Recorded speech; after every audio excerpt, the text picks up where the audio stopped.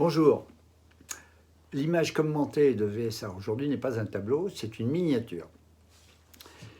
Une miniature, c'est un dessin peint sur un parchemin. Au Moyen-Âge, en effet, on ne connaissait pas le papier. Et donc, pour écrire, on écrivait sur des peaux tannées. Et si on voulait avoir quelque chose de plus beau, notamment pour faire un livre qui allait être illustré, on utilisait du vélin. C'est-à-dire de la peau de veau qui vient de naître, d'une peau très fine. Et un livre était fait d'un assemblage de feuilles de peau cousues entre elles et taillées, évidemment.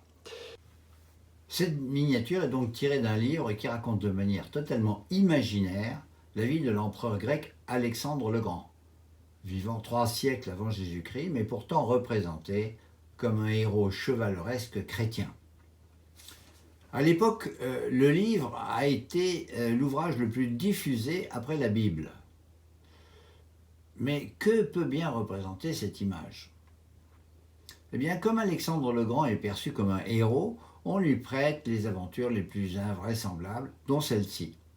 Il descend examiner ce qu'il y a dans les profondeurs de la mer et il y va dans une sorte de tonneau en verre, assis sur un banc, éclairé par 2 torchères.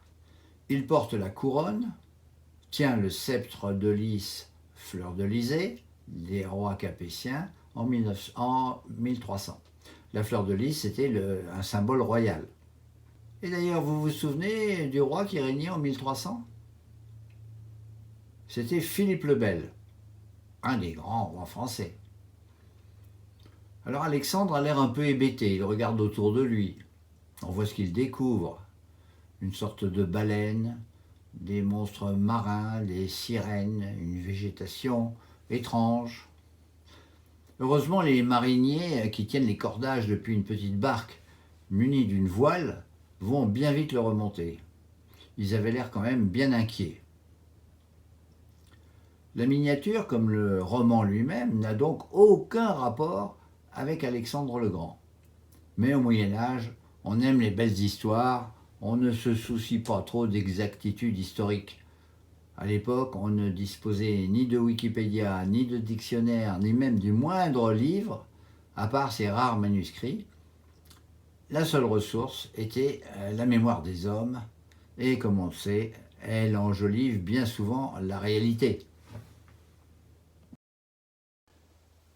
C'est seulement à partir de 1930 qu'avec la bathysphère américaine, on pourra commencer à explorer le fond de la mer avec les pieds secs.